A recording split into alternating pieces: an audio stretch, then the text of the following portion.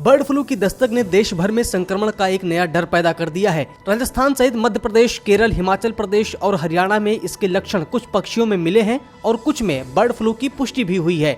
अभी तक राहत की बात यह है कि दिल्ली में बर्ड फ्लू ने दस्तक नहीं दी है, लेकिन फिर भी एक्सपर्ट का मानना है कि बचाव पर अमल करें, पहले से एहतियात बरतें ताकि किसी भी प्रकार के संक्रमण के खतरे को दूर किया जा सके। स्वास्थ्य और परिवार कल्याण मंत्रालय ने एवियन इन्फ्लुएंजा से प्रभावित केरल के अल्लापुझा, कोट्टायम और हरियाणा के पंचकुला जिलों में बहु अनुशासनात्मक टीमों को तैनात किया है। बर्ड फ्लू को देखते हुए केरल में अगले 10 दिनों तक अंडे, मांस की बिक्री पर पूर्णतः प्रतिबंध लगा दिया गया है। इसके साथ ही अल्पुझा और कोट्टायम जिलों में बर्ड फ्लू के संक्रमण को फैलने से रोकने के लिए बत्तखों और मुर्गियों समेत 69,000 से अधिक पक्षियों को मारा गया है। देश भर में 11 दिन में 4,84,000 से अधिक पक्षियों की मौत अभी तक हो चुकी है।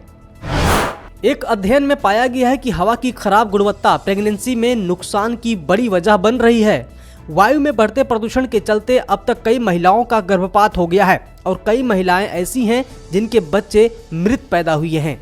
वहीं कई ऐसी महिलाएं भी सामने आ रही हैं जिन्हें बच्चा कंसीव करने में भारी परेशानियों का सामना करना पड़ रहा है, तो कई महिलाएं बच्चा कंसीव ही नहीं कर पा रही हैं। द लेसेंट प्लेटनी हेल्थ जर्नल में प्रकाशित एक मॉडलिंग अध्ययन के मुताबिक भारत, पाकिस्तान और बांग्लादेश में खराब हवा की गुणवत्ता और प्रेगनेंसी में नुकसान आपस में जुड़ा हुआ है। इसमें कहा गया है कि उत्तर भारत और पाकिस्तान में इस तरह के नुकसान ज्यादा आम हो गए हैं। भारतीय मौसम विभाग के आंकड़ों के मुताबिक दिल्ली में पिछले 4 दिनों में जनवरी में होने वाली बारिश से दोगुना अधिक बारिश हुई है। मौसम विभाग के अनुसार दिल्ली में जनवरी में अब तक 56.6 मिलीमीटर बारिश हो चुकी है, जो पिछले 21 वर्षों में सबसे अधिक है। राष्ट्रीय राजधानी में बुधवार को लगातार चौथे दिन हल्की बारिश दर्ज की गई। दिल्ली में हर साल जनवरी में औसतन 21.7 मिलीमीटर बारिश होती है। पिछले साल जनवरी में 48.1 मिलीमीटर बारिश हुई थी, जबकि जनवरी 2019 में 54.1 मिलीमीटर बारिश हुई थी।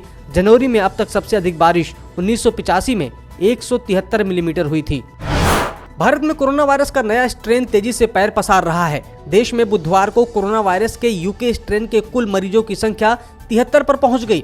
मंगलवार तक देश में 58 मामले ही सामने आए थे। आपको बता दें कि मंगलवार को ऐसे 20 नए मामले मिले थे। ये सारे केस पुणे के नेशनल इंस्टीट्यूट ऑफ वायरोलॉजी में मिले थे। वैज्ञानिकों का कहना है कि ब्रिटेन में मिले कोरोना वायरस का रूप पहले की तुलना में 70% ज्यादा संक्रामक है। केंद्र सरकार धूम्रपान करने के नियमों को और सख्त बनाने की तैयारी कर रही है। केंद्र ने 18 साल से 21 साल तक सिगरेट और तंबाकू उत्पादों के उपभोग पर अनुमति देने के लिए उम्र बढ़ाने के लिए एक ड्राफ्ट विधेयक तैयार किया है। इसके अलावा तैयार किए गए विधेयक में खुली सिगरेटों की बिक्री पर प्रतिबंध लगाने, रेस्टोरेंट और हवाई अड्डों पर धूम्रपान करने वाले कमरों पर प्रतिबंध लगाने और सार्वजनिक स्थानों पर नियमों के पालन के लिए दंड बढ़ाने का भी प्रस्ताव है। सरकार ने सिगरेट और अन्य तंबाकू उत्पाद संशोधन अधिनियम 2020 का मसौदा तैयार कर लिया है। प्रमुख संशोधनों में से एक धारा 6A के तहत है, जिसमें धूम्रपान की कानूनी उम्र बढ़ाकर 21 कर दी गई है। अवैध सिगरेट बनाने के जुर्माने के तौर पर 2 साल की जेल और 1 लाख रुपए का जुर्माना हो सकता है। साथ ही साथ प्रतिबंधित क्षेत्रों में धूम्रपान पर जुर्माना 200 से बढ़ाकर 2,000 रुपए किया जा सकता है। वर्धमान टेक्सटाइल ने गुरुवार को कहा कि उसे हिमाचल प्रदेश राज्य प्रदूषण नियंत्रण बोर्ड से बद्दी स्थिति उसकी 3 इकाइयों में रंगाई को आंशिक रूप से रोकने का आदेश मिला है, जिनमें श्रेणी 4 का उत्सर्जन होता है। वर्धमान टेक्सटाइल ने शेयर बाजार को बताया कि कंपनी को हिमाचल प्रदेश राज्य प्रदूषण नियंत्रण बोर्ड के सदस्य सचिव द्वारा 1 जनवरी को तारीख का आदेश मिला है, जिसमें रंगाई प्रक्रिया का आंशिक हिस्से, जिनमें श्रेणी 4 का उत्सर्जन होता है, को बंद करने का निर्देश दिया गया है, जिसमें बद्दी स्थित हमारी 4 में से 3 इकाइयां प्रभावित होने वाली हैं। देश की राजधानी दिल्ली में कई दिनों से बारिश का दौर जारी है। लगातार बारिश से जहां आम जीवन अस्त व्यस्त हो गया है, वहीं ओले गिरने से फसलों को भी व्यापक पैमाने पर नुकसान होने की संभावना है। मौसम विभाग ने गुरुवार से बारिश थमने और ठंड का दौर एक बार फिर से शुरू होने का पूर्वानुमान जताया है। मौसम विभाग ने अगले 2 दिनों तक दिल्ली में घना कोहरा छाए रहने का पूर्वानुमान भी जताया है। हालांकि कई दिनों से लगातार बारिश होने और बादल छाए रहने के चलते ठंड में थोड़ी कमी आई है।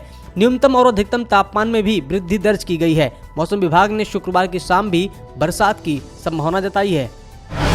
मौसम विभाग ने 7 से 9 जनवरी तक हिमाचल प्रदेश के मैदानी और निचली पहाड़ी इलाकों में घने कोहरे की चेतावनी जारी की है। पश्चिमी विक्षोभ के कारण पर्वतीय इलाकों में बर्फबारी हो रही है और आगामी दिनों में न्यूनतम तापमान में 4 से 5 डिग्री की गिरावट का अनुमान है। जम्मू कश्मीर में बारिश और बर्फबारी हुई, जबकि लद्दाख, हिमाचल प्रदेश, उत्तराखंड, लक्षद्वीप में बारिश देखने को मिली। अगले 24 घंटे में जम्मू कश्मीर के दूर दराज इलाकों में हल्की बारिश और बर्फबारी का अनुमान है, लेकिन 7 से 14 जनवरी तक भारी बर्फबारी की संभावना नहीं है।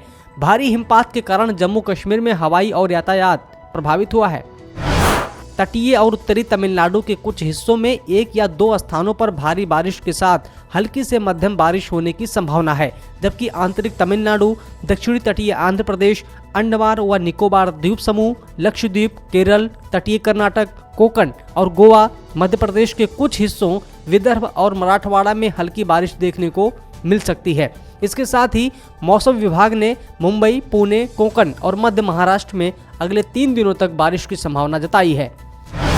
झारखंड में 12 जनवरी के बाद एक बार फिर से ठंड बढ़ने की संभावना है और न्यूनतम तापमान में कमी आने की संभावना है। वहीं राजधानी रांची व आसपास के इलाकों में अगले 3 दिनों तक आकाश में हल्के बादल छाए रहेंगे। वहीं न्यूनतम तापमान में लगभग 2 डिग्री की वृद्धि जारी रहने की संभावना है। मौसम विभाग के अनुसार 9 जनवरी से आकाश साफ रहने और न्यूनतम तापमान में थोड़ी कमी आने की संभावना है। सब्सक्राइब करें पर्यावरण पोस्ट।